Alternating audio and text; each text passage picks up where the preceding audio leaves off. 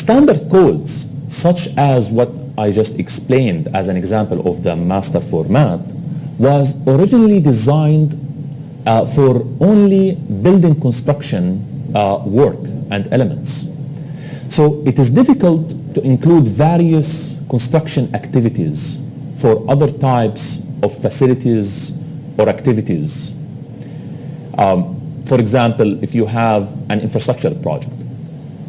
So different standard coding systems have been provided by other organizations to serve other fields such as transportation, like let's say highways or roads, or energy like power plants. So standard code, such as the master format, provides usually very useful means of communication, as I explained. However, another main limitation, as I explained to you, in addition to just like a specific type of construction that focusing on buildings, now they have more codes that focusing on infrastructure. But it cannot act as a complete project coding system. For example, it does not give you a specific information such as responsibility or the location of work to be performed in the project itself. To overcome this, code extensions are then added or need to be added in addition to the digits that is found at the basic standard codes, which, let's say here, the master format.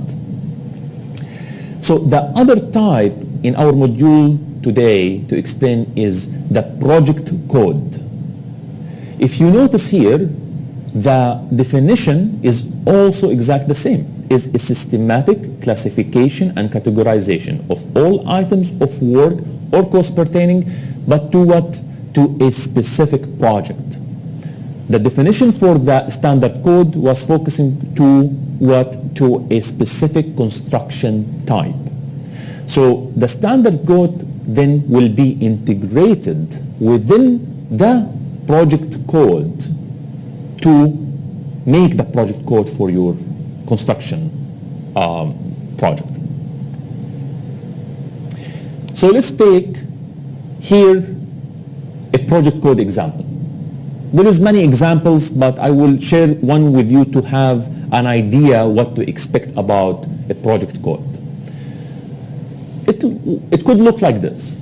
The first few digits might be focusing on project number.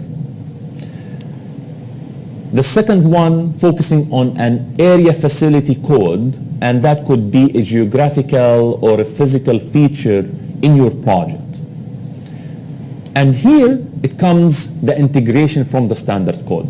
So that could be the master format we just talked about a few minutes ago.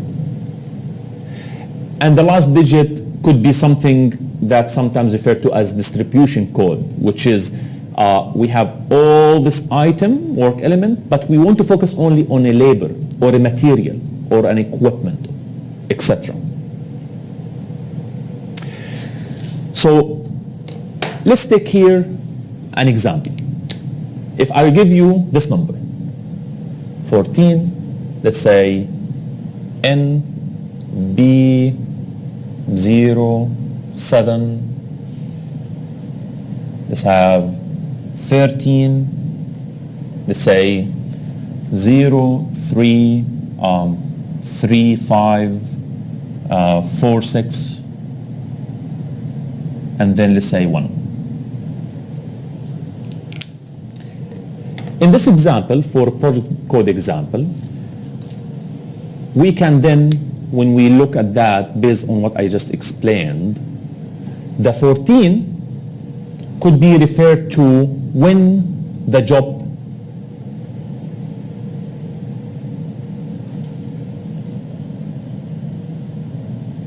started. N could be referred to negotiated contract.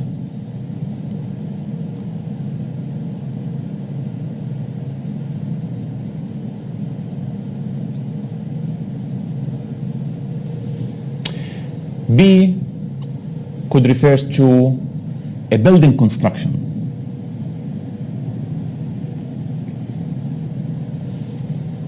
Um, 07 could refer to, in my company, that is the 7th building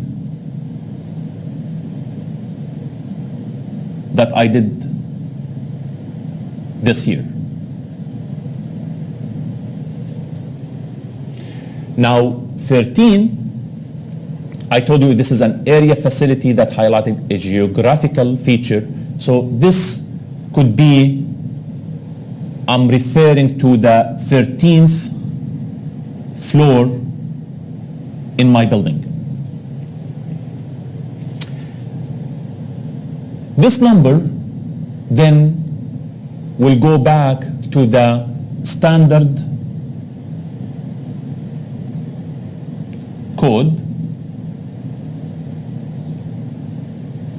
that I highlighted, let's say, from the master format, which, if you guys remember here, that the 03 could be focusing on concrete, right? If you remember, like we talked about the concrete as the third item or division we have in the master format, and the rest of the number is a subdivision. In this case, could be a concrete topical treatment, similar to the example we used few slides before.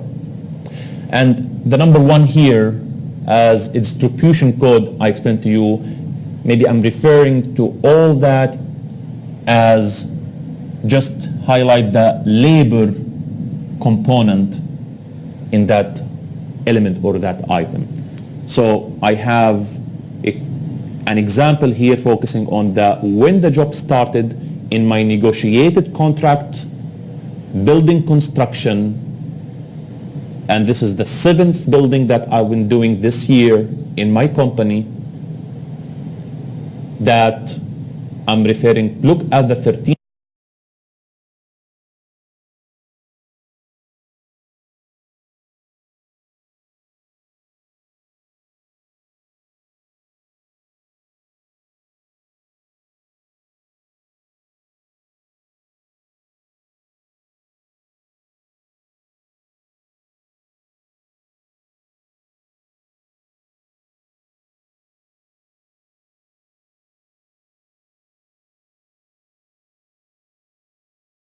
Floor, there is a concrete component I'm referring to of the labor. So we have an example here for project code.